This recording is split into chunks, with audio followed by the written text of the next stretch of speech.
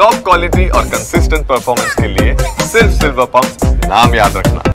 ಇನ್ನು ಬಂದಿದ್ರು ಕೂಡ ಬೆಂಗಳೂರಿನಲ್ಲಿ ಹೋಟೆಲ್ಗಳು ಆರಂಭವಾಗಿದೆ. ಕೆಆರ್ ಮಾರ್ಕೆಟ್ನಲ್ಲಿ ಕರ್ನಾಟಕ ಬಂದ್ನ ಬಿಸಿ ಇನ್ನು ತಟ್ಟಿದಂತೆ ಕಾಣಿಸ್ತಾ ಇಲ್ಲ. ಕೆಆರ್ ಮಾರ್ಕೆಟ್ನಲ್ಲಿ ಎಂದಿನಂತೆ ವ್ಯಾಪಾರ ವಹಿವಾಟುಗಳು ಸಾಗ್ತಾ ಇದೆ. ಕರ್ನಾಟಕ ಬಂದ್ಗೆ ವ್ಯಾಪಾರಿಗಳು ಕೂಡ ಬೆಂಬಲವನ್ನ ಘೋಷಿಸಿದ್ರು.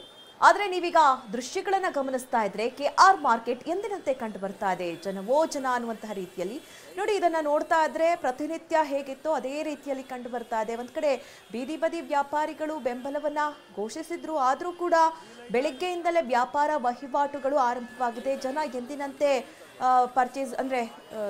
ಪರ್ಚೇಸ್ ಮಾಡೋದಕ್ಕೂ ಕೂಡ ಆಗಮಿಸಿರೋದನ್ನ ನಾವು ನೋಡ್ಬೋದು. ಇಲ್ಲಿ ನೈತಿಕ ಬೆಂಬಲ, ಯಾಕಂದ್ರೆ ಅವರ ದಿನಚರಿ ನಡಿಬೇಕಲ್ವಾ, ಯಾಕಂದ್ರೆ ಒಂದು ದಿನ ವ್ಯಾಪಾರ ಮಾಡಿದ್ರೆ ಅಷ್ಟೇ ಅವ್ರ ಹೊಟ್ಟೆ ತುಂಬುತ್ತೆ. ಅಂದ್ರೆ ಇಲ್ಲಿ ಕನ್ನಡಿಗರ ಮೇಲೆ ಆಗಿರುವಂತಹ ದಾಳಿ ಅದು. ಕನ್ನಡಿಗರ ಮೇಲೆ ಪದೇ ಪದೇ ಅಟ್ಯಾಕ್ ಆಗ್ತಾ ಇದೆ. ಬೇಕಾಬಿಟ್ಟಿಯಾಗಿ ಮಾತನಾಡ್ತಾರೆ, ಮನ ಬಂದಂತೆ ಥಳಿಸ್ತಾರೆ, ಪೋಕ್ಸೋ ಕೇಸೆಲ್ಲ ದಾಖಲಾಗುತ್ತೆ. ಇಷ್ಟಾದ್ರೂ ಕೂಡ ಅಲ್ಲಿನ ನಾಯಕರಾಗ್ಲಿ ಅಥವಾ ರಾಜಕೀಯ ನಾಯಕರಾಗ್ಲಿ ತಮ್ಮ ವೋಟ್ ಬ್ಯಾಂಕ್ ಮಾಡ್ಕೊಂಡಿದ್ದಾರೆ ಕರ್ನಾಟಕದವ್ರನ್ನ ಬಿಟ್ಟು. ಅವರು ಎಲ್ಲ ಕೆಲಸ ಮಾಡ್ತಾ ಇರೋದು ನಿಯತ್ತಾಗಿರೋದು ಮಹಾರಾಷ್ಟ್ರಿಗರಿಗೆ ಅನ್ನೋ ರೀತಿಯಲ್ಲಿ ಕಾಣಿಸ್ತಾ ಇದೆ. ಹಾಗಾಗಿ ಇಡೀ ಕರ್ನಾಟಕದ ಜನ, ಕರ್ನಾಟಕದ ಕನ್ನಡಪರ ಹೋರಾಟಗಾರರಂತೂ ಇಲ್ಲಿ ರಾಜಕೀಯ ನಾಯಕರಿಗೆ ಛೀಮಾರಿ ಹಾಕೋದ್ರ ಮೂಲಕ ಇದಕ್ಕೊಂದು ತಾರ್ಕಿಕ ಅಂತ್ಯ ಕಾಣಿಸ್ಲೇಬೇಕು, ಕೇಂದ್ರದ ಗಮನಕ್ಕೆ ತರಬೇಕು ಅಂತ ಈಗ ಮುಂದೆ ಹಾಕ್ತಿದ್ದಾರೆ. ಅಲ್ಲಿ ಬಸ್ ಓಡಾಟ ಕೂಡ ಕಂಡು ಬರ್ತಾ ಇದೆ, ಆಟೋ ಓಡಾಟ ಕೂಡ ಕಂಡು ಬರ್ತಾ ಇದೆ. ಒಂದ್ ಕಡೆ ಓಲಾ ಊಬರ್ ಬೆಂಬಲವನ್ನ ವ್ಯಕ್ತಪಡಿಸಿದ್ರು ಕೂಡ ಇನ್ನುಳಿದಂತೆ ಖಾಸಗಿ ಆಟೋ ಒಕ್ಕೂಟ ಇರಬಹುದು ಅಥವಾ ಖಾಸಗಿ ಬಸ್ಗಳ ಒಕ್ಕೂಟ ಒಂದ್ ಕಡೆ ನೈತಿಕ ಬೆಂಬಲ ಅನ್ನುವಂಥ ರೀತಿಯಲ್ಲಿ, ಅಂದ್ರೆ ಕೆಲ ಸಂಘಟನೆಗಳು ನಾವು ಬೆಳಿಗ್ಗೆ ಏನು ಓಪನ್ ಮಾಡಲ್ಲ, ಈ ಚಿತ್ರಮಂದಿರ ಇರ್ಬೋದು ಅಥವಾ ಬಾರ್ ಇರ್ಬೋದು, ಕೆಲವೊಂದು ವ್ಯಾಪಾರಕ್ಕೆ ಬೆಳಿಗ್ಗೆ ಮಾತ್ರ ತಡೆ ಕೊಡ್ತೇವೆ, ಅದಾದ ನಂತರದಲ್ಲಿ ನಮಗೆ ಪ್ರತಿನಿತ್ಯದಂತೆ ನಾವು ಓಪನ್ ಮಾಡ್ತೀವಿ ಅನ್ನುವಂಥದ್ದನ್ನ ಹೇಳ್ತಾ ಇದ್ರು. ಬಟ್ ಇಲ್ಲಿ ನಾವು ಗಮನಿಸ್ತಾ ಇರೋ ಹಾಗೆ ಒಂದ್ ಕಡೆ ವ್ಯಾಪಾರ ವಹಿವಾಟು ಎಂದಿನಂತೆ ಸಾಗ್ತಾ ಇದೆ. ಇನ್ನೊಂದು ಕಡೆ ಸ್ವತಃ ಕನ್ನಡ ಪರ ಸಂಘಟನೆಯವರೇ ಬಸ್ ಅನ್ನ ತಡೆಗಟ್ಟಿ ನೀವು ಇವತ್ತು ಓಡಿಸಬಾರ್ದು ಅನ್ನುವಂಥದ್ದನ್ನ ಸ್ಟಾಪ್ ಮಾಡ್ತಾ ಇರೋದನ್ನ ನಾವು ಗಮನಿಸಬಹುದು. ಈ ಬಗ್ಗೆ ಅಂದ್ರೆ ಬೆಂಗಳೂರಿನ ಚಿತ್ರಣ ಹೇಗಿದೆ ಅಂತ ಈ ಬಗ್ಗೆ ಮಾತನಾಡೋದಕ್ಕೆ ಕೆಆರ್ ಮಾರ್ಕೆಟ್ನಿಂದ ನೇರ ಸಂಪರ್ಕದಲ್ಲಿ ಶಾಂತಮೂರ್ತಿ ಇದ್ದಾರೆ. ಶಾಂತಮೂರ್ತಿ, ಇವತ್ತು ಕರ್ನಾಟಕ ಬಂದ್ ಅಂತ ಘೋಷಣೆ ಮಾಡಲಾಗಿದೆ. ಅಲ್ಲಿನ ದಿನಗೂಲಿ ವ್ಯಾಪಾರಸ್ಥರು ನಮ್ಮಿಂದ ಬೆಂಬಲ ಇದೆ ಅಂತ ಹೇಳ್ತಾ ಇದ್ರು. ಈಗ ನೈತಿಕ ಬೆಂಬಲದಂತೆ ಕಾಣ್ತಾ ಇದೆ, ಯಾಕಂದ್ರೆ ಅವರ ದಿನ ವಹಿವಾಟುಗಳು ಕೂಡ ನಡಿಬೇಕು. ಆ ನಿಟ್ಟಿನಲ್ಲಿ ಏನಾದ್ರೂ ಈಗ ಬಂದ್ಗೆ ಬೆಂಬಲ ಸೂಚಿಸ್ತಾ ಇದ್ದಾರಾ? ಹೇಗೆ ಕಂಡು ಬರ್ತಾ ಇದೆ ಅಲ್ಲಿನ ದೃಶ್ಯಗಳು? ಎಸ್, ಈಗಾಗಲೇ ಏನೋ ಕರ್ನಾಟಕ ಬಂದ್ಗೆ ಕರೆ ನೀಡಿರುವಂಥದ್ದು. ಇವತ್ತಿನ ಕರ್ನಾಟಕ ಬಂದ್ ಅಂದರೆ ಬೆಳಿಗ್ಗೆ 6 ಗಂಟೆಯಿಂದ ಸಂಜೆ 6 ಗಂಟೆ ತನಕ ಇರುವಂಥ ಕರ್ನಾಟಕ ಬಂದ್ಗೆ ಸದ್ಯ ಈಗ ಮಿಶ್ರ ಪ್ರತಿಕ್ರಿಯೆ ವ್ಯಕ್ತ ಆಗ್ತಿದೆ ಅಂತ ಹೇಳ್ಬೋದು. ಸದ್ಯ ನೋಡ್ಬೋದು ಕೆಆರ್ ಮಾರ್ಕೆಟ್ನಲ್ಲಿ ಸದ್ಯದ ಚಿತ್ರಣ ಯಾವ ರೀತಿ ಇದೆ ಅಂತ. ಯಾಕಂದರೆ ವ್ಯಾಪಾರಿಗಳು ಎಂದಿನಂತೆ ವ್ಯಾಪಾರ ವಹಿವಾಟಿಗೆ ಮುಂದಾಗಿದ್ದಾರೆ. ಜೊತೆಗೆ ಸಾಕಷ್ಟು ಸಂಖ್ಯೆಯಲ್ಲಿ ಗ್ರಾಹಕರು ಕೂಡ ಮಾರ್ಕೆಟ್ನತ್ತ ಹರಿದು ಬಂದಿರುವಂಥದ್ದು. ಇನ್ನು ವೀಕೆಂಡ್ ಕೂಡ ಇರೋದ್ರಿಂದ ಎಂದಿನಂತೆ ವ್ಯಾಪಾರ ಕೂಡ ನಡೀತಾ ಇದೆ. ಜೊತೆಗೆ ನಿನ್ನೆ ಏನು ಬೀದಿ ಬದಿ ವ್ಯಾಪಾರಿಗಳು ಬೆಂಬಲವನ್ನು ಸೂಚಿಸಿರಲಿಲ್ಲ, ಒಂದಷ್ಟು ವ್ಯಾಪಾರಿಗಳು ಮಾತ್ರ ನೈತಿಕ ಬೆಂಬಲವನ್ನು ಕೊಡ್ತೀವಿ ಅಂತ ಹೇಳಿದ್ರು. ಈ ಹಿನ್ನೆಲೆಯಲ್ಲಿ ಎಂದಿನಂತೆ ಇಲ್ಲಿ ವ್ಯಾಪಾರ ವಹಿವಾಟುಗಳು ನಡೀತಾ ಇದೆ. ಇನ್ನು ಬೆಳಗ್ಗೆ ಕೂಡ ಸಾಕಷ್ಟು ಸಂಖ್ಯೆಯಲ್ಲಿ ಒಂದು ವ್ಯಾಪಾರಿಗಳು ಹಾಗೆ ಗ್ರಾಹಕರು ಮಾರ್ಕೆಟ್ನಲ್ಲಿ ಕಂಡು ಬರ್ತಾ ಇದ್ದಾರೆ. ಇನ್ನು ಹೆಚ್ಚಿನ ಜನದಟ್ಟಣೆ ಕೂಡ ಮಾರ್ಕೆಟ್ನಲ್ಲಿ ಕಂಡು ಬರ್ತಾ ಇರುವಂತದ್ದು. ಇದು ಒಂದ್ ಕಡೆ ಕರ್ನಾಟಕ ಬಂದ್ನ ಬಿಸಿ ಕೆಆರ್ ಮಾರ್ಕೆಟ್ಗೆ ತಟ್ಟಿಲ್ವಾ ಅನ್ನುವಂತ ಪ್ರಶ್ನೆಯನ್ನ ಮೂಡಿಸ್ತಾ ಇದೆ. ಯಾಕಂದ್ರೆ ಈಗಾಗಲೇ ಎಂದಿನಂತೆ BMTC ಬಸ್ಗಳು ಹಾಗೆ ಆಟೋಗಳು ಕೂಡ ಇಲ್ಲಿ ಸಂಚಾರವನ್ನ ಮಾಡ್ತಾ ಇದೆ. ಜೊತೆಗೆ ಗ್ರಾಹಕರು ಕೂಡ ಹೆಚ್ಚಿನ ಸಂಖ್ಯೆಯಲ್ಲೇ ಮಾರ್ಕೆಟ್ನತ್ತ ಬಂದು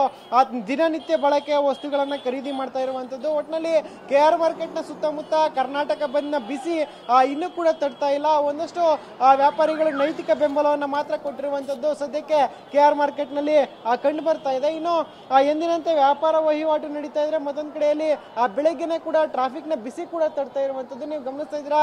ಆ ದೃಶ್ಯಗಳಲ್ಲೂ ಕೂಡ ಸಾಕಷ್ಟು ಸಂಖ್ಯೆಯಲ್ಲಿ ವಾಹನಗಳು ಬರ್ತಾ ಇದೆ. ಜೊತೆಗೆ ಆಟೋಗಳು ಕೂಡ ಸಾಲುಗಟ್ಟಿ ನಿಂತಿರುವಂತದ್ದು. ಅಂದ್ರೆ ಇವತ್ತಿನ ಬಂದ್ ಏನಿದೆ ಕರ್ನಾಟಕ ಬಂದ್, ಇದಕ್ಕೆ ಇಲ್ಲಿ ಯಾವುದೇ ರೀತಿಯ ಒಂದು ಪ್ರತಿಕ್ರಿಯೆ ವ್ಯಕ್ತ ಆಗ್ತಾ ಇಲ್ಲ ಅನ್ನೋದು ಸದ್ಯಕ್ಕೆ ಮೇಲ್ನೋಟಕ್ಕೆ ಕಂಡು ಬರ್ತಾ ಇದೆ. ಇನ್ನು ಬೆಳಗ್ಗೆ ಒಂದು 9 ಗಂಟೆಯ ಬಳಿಕ ಮಾರ್ಕೆಟ್ನಲ್ಲಿ ಯಾವ ರೀತಿಯ ಪರಿಸ್ಥಿತಿ ಇರುತ್ತೆ, ಸಂಪೂರ್ಣವಾಗಿ ವ್ಯಾಪಾರ ವಹಿವಾಟನ್ನು ಬಂದ್ ಮಾಡ್ತಾರ ಅಥವಾ ಕೇವಲ ನೈತಿಕ ಬೆಂಬಲವನ್ನ ಮಾತ್ರ ಸೂಚಿಸ್ತಾರ ಅನ್ನುವಂಥದ್ದು ಈಗ ಕಂಡು ಬರ್ತಾ ಇರುವಂಥದ್ದು. ಒಟ್ಟಿನಲ್ಲಿ ಇವತ್ತಿನ ಬೆಳಿಗ್ಗೆ 6 ಗಂಟೆಯಿಂದ ಸಂಜೆ 6 ಗಂಟೆ ತನಕ ಏನು ಕರ್ನಾಟಕ ಬಂದ್ಗೆ ಕನ್ನಡ ಪರ ಸಂಘಟನೆಗಳು ಬಂದನ್ನ ಘೋಷಣೆ ಮಾಡಿತ್ತು, ಆ ಒಂದು ಬಂದ್ಗೆ ಸದ್ಯಕ್ಕೆ ಇಲ್ಲಿ ಮಿಶ್ರ ಪ್ರತಿಕ್ರಿಯೆ ವ್ಯಕ್ತ ಆಗ್ತಾ ಇರುವಂಥದ್ದು.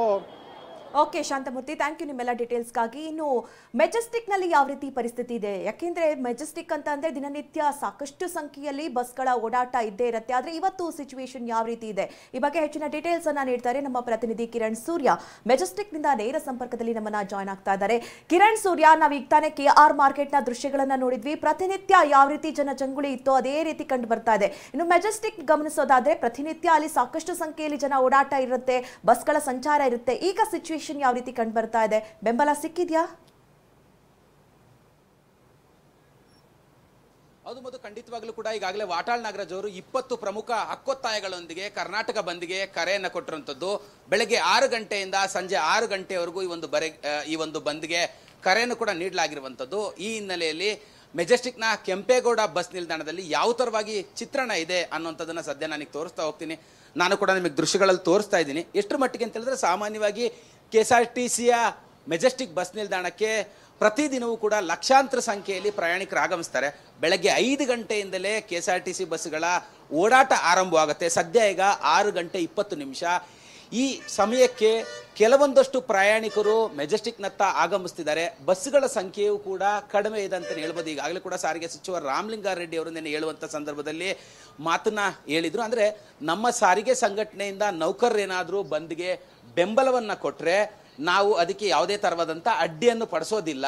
ಯಾಕೆ ಅಂತ ಕೇಳಿದ್ರೆ, KSRTCಯ ನೌಕರನ ಮೇಲೆ, ಕಂಡಕ್ಟರ್ ಮೇಲೆ ಹಲ್ಲೆ ಆಗಿರುವಂಥದ್ದು. ಇದರ ಜೊತೆಯಲ್ಲಿ ಒಟ್ಟು 20 ಹಕ್ಕೊತ್ತಾಯಗಳೊಂದಿಗೆ ಈಗಾಗಲೇ ಕೂಡ ವಾಟಾಳ್ ನಾಗರಾಜ್ ಅವರು ಕರ್ನಾಟಕ ಬಂದ್ಗೆ ಕರೆಯನ್ನು ಕೊಟ್ಟಿರುವಂಥದ್ದು. ಆ ನಿಟ್ಟಿನಲ್ಲಿ ಅವರೇನಾದರೂ ಬೆಂಬಲ ಕೊಟ್ಟರೆ ನಮ್ಮದೇನು ಅಡ್ಡಿ ಇಲ್ಲ ಅನ್ನೋಂಥ ಮಾತನ್ನು ನಿನ್ನೆ ಹೇಳಿದರು. ಇವತ್ತು ಬೆಳಗ್ಗೆಯಿಂದಲೇ ಕೂಡ ನಾವು ಗಮನಿಸಿದಂಥ ಸಂದರ್ಭದಲ್ಲಿ ಬಸ್ಸುಗಳ ಸಂಖ್ಯೆಯು ಒಂದಷ್ಟು ಕಡಿಮೆ ಇದೆ ಅಂತ ಕಾಣಿಸಿದ್ರು. ಪ್ರಯಾಣಿಕರ ಸಂಖ್ಯೆ ಕೂಡ ಕಡಿಮೆ ಇದೆ. ಯಾಕೆ ಅಂತ ಕೇಳಿದ್ರೆ, ಕರ್ನಾಟಕ ಬಂದಂತಿದ್ದಂತೆ ಪ್ರಯಾಣಿಕರು ಎಲ್ಲೋ ಒಂದು ಕಡೆ ಆತಂಕ ಇರುತ್ತೆ. ಬಸ್ ಹತ್ತದಂಥ ಸಂದರ್ಭದಲ್ಲಿ ಏನಾಗುತ್ತೋ ಏನೋ ಅನ್ನೋಂಥದ್ದು, ಮತ್ತು ಎಲ್ಲರೂ ಹೋದಂಥ ಸಂದರ್ಭದಲ್ಲಿ ಏನಾದ್ರು ಅನಾಹುತಗಳು, ಅಹಿತಕರ ಘಟನೆಗಳು ನಡೀಬೋದು ಅನ್ನೋಂಥ ಒಂದು ಭಯ, ಆತಂಕದಲ್ಲಿ ಪ್ರಯಾಣಿಕರ ಸಂಖ್ಯೆ ಕೂಡ ಕಡಿಮೆ ಇದೆ. ಇಲ್ಲಿರುವಂತಹ ಅಧಿಕಾರಿಗಳನ್ನು ಮಾತಾಡಿಸಿದಂಥ ಸಂದರ್ಭದಲ್ಲಿ ಬೆಳಗ್ಗೆ 5 ಗಂಟೆಯಿಂದಲೇ ಸಾವಿರಾರು ಸಂಖ್ಯೆಯಲ್ಲಿ KSRTC ಬಸ್ ನಿಲ್ದಾಣಕ್ಕೆ ಪ್ರಯಾಣಿಕರು ಆಗಮಿಸ್ತಾ ಇದ್ರು. ಇವತ್ತು ಬಂದ್ ಅನ್ನುವಂಥ ಒಂದು ಕರೆ ಕೂಡ ಕೊಟ್ಟಿರುವಂಥ ಸಂಖ್ಯೆಯಲ್ಲಿ ಪ್ರಯಾಣಿಕರ ಸಂಖ್ಯೆ ಕಡಿಮೆ ಇದೆ. ನಿನ್ನೆ ರಾತ್ರಿ ಅಂದರೆ ಬೆಂಗಳೂರಿನಿಂದ ಧರ್ಮಸ್ಥಳಕ್ಕೆ ಹೋದಂತಹ ಬಸ್ನಲ್ಲೇ ಪ್ರಯಾಣಿಕರ ಸಂಖ್ಯೆ ತುಂಬ ಕಡಿಮೆ ಇತ್ತು. ಸಾಮಾನ್ಯವಾಗಿ 4 ಸ್ಯಾಟರ್ಡೆ ಶನಿವಾರ ಇರುವಂಥ ಕಾರಣಕ್ಕಾಗಿ ಬೇರೆ ಬೇರೆ ಕ್ಷೇತ್ರಗಳಿಗೆ, ಬೇರೆ ಬೇರೆ ಜಿಲ್ಲೆಗಳಿಗೆ ಸಾವಿರಾರು ಸಂಖ್ಯೆಯಲ್ಲಿ ಪ್ರಯಾಣಿಕರು ಓಡಾಡ್ತಾರೆ. ಆದರೆ ನಿನ್ನೆ ರಾತ್ರಿ ಹೋದಂತಹ ಧರ್ಮಸ್ಥಳದ ಬಸ್ಸಿನಲ್ಲೇ ಪ್ರಯಾಣಿಕರ ಸಂಖ್ಯೆ ಕಡಿಮೆ ಇತ್ತು. ಇವತ್ತು ಬೆಳಗ್ಗೆ ಸಾಮಾನ್ಯವಾಗಿ ಶನಿವಾರ ಅಂತಿದ್ದಂತೆ ಸಂಖ್ಯೆ ಹೆಚ್ಚಳವಾಗಿರ್ತಿತ್ತು. ಪ್ರಯಾಣಿಕರು ಕೂಡ ಬಸ್ಸುಗಳಲ್ಲಿ ಬೇರೆ ಬೇರೆ ಜಿಲ್ಲೆ, ತಾಲೂಕುಗಳಿಗೆ ಓಡಾಡ್ತಿದ್ರು. ಆದರೆ ಇವತ್ತು ಬೆಳಗ್ಗೆ ಪ್ರಯಾಣಿಕರ ಸಂಖ್ಯೆ ಒಂದಷ್ಟು ಕಡಿಮೆ ಇದೆ. ಬಂದ್ನ ಎಫೆಕ್ಟ್ ಲೈಟ್ ಆಗಿ ತಟ್ಟಿದೆ ಸರ್ ಅನ್ನೋಂಥ ಮಾತುಗಳನ್ನು ಕೂಡ ಈಗಾಗಲೇ KSRTC ಅಧಿಕಾರಿಗಳು ಹೇಳ್ತಿರುವಂಥದ್ದು. ನಾನು ಕೂಡ ನಿಮಗೆ ತೋರಿಸಿದೆ. ಬೆಳಗಿನ ಸಂದರ್ಭದಲ್ಲೇ ಸಾವಿರಾರು ಸಂಖ್ಯೆಯಲ್ಲಿ KSRTCಯ ಬಸ್ ಸ್ಟ್ಯಾಂಡ್ನಲ್ಲಿ ಪ್ರಯಾಣಿಕರ ಸಂಖ್ಯೆ ಇರ್ತಾ ಇತ್ತು. ಆದರೆ ಕೊಂಚ ಮಟ್ಟಿಗೆ ಎಲ್ಲೋ ಒಂದು ಕಡೆ ಪ್ರಯಾಣಿಕರ ಸಂಖ್ಯೆ ಕೂಡ ಕಡಿಮೆ ಆಗಿದೆ ಅಂತಲೇ ಹೇಳ್ಬೋದು. Madhu. Okay Kiran Surya, thank you ನಿಮ್ಮೆಲ್ಲ ಡೀಟೇಲ್ಸ್ಗಾಗಿ. ನೋಡ್ತಾ ಇದ್ದೀವಿ, ಈಗಾಗಲೇ ಪ್ರತಿಭಟನೆ ಆರಂಭವಾಗಿದೆ. ಒಂದು ಕಡೆ ಸರ್ಕಾರದ ಬೆಂಬಲ ಕೂಡ ಕೇಳಿದ್ರು. ಆದರೆ ಕೆಲವೊಂದು ಕಡೆಗಳಲ್ಲಿ ನೋಡ್ತಾ ಇರೋದಾದ್ರೆ ನೈತಿಕ ಬೆಂಬಲ ವ್ಯಕ್ತವಾಗಿದ್ದು, ಕೆಲವೊಂದು ಕಡೆ ಎಂದಿನಂತೆ ದಿನನಿತ್ಯ ಕಂಡುಬರುವಂತಹ ರೀತಿಯಲ್ಲೇ ಅಂದ್ರೆ ಇಲ್ಲಿವರೆಗೂ ಕೂಡ ಸರ್ಕಾರ ಕಡೆಯಿಂದ ಒಂದು ಕ್ಲಾರಿಟಿ ಇಲ್ಲ. ಬಸ್ ಇರುತ್ತಾ ಇಲ್ವಾ ಅಂತ ಸಾರಿಗೆ ಸಚಿವರು ಒಂದು ಕ್ಲಾರಿಟಿನ ಕೊಟ್ಟಿಲ್ಲ. ಸ್ಕೂಲ್ ಇರುತ್ತಾ ಇಲ್ವಾ ಅಥವಾ ಎಕ್ಸಾಮ್ಸ್ ಇರುತ್ತಾ ಇಲ್ವಾ ಅದ್ರ ಬಗ್ಗೆ ಕೂಡ ಒಂದು ಕ್ಲಾರಿಟಿ ಸಿಕ್ಕಿಲ್ಲ.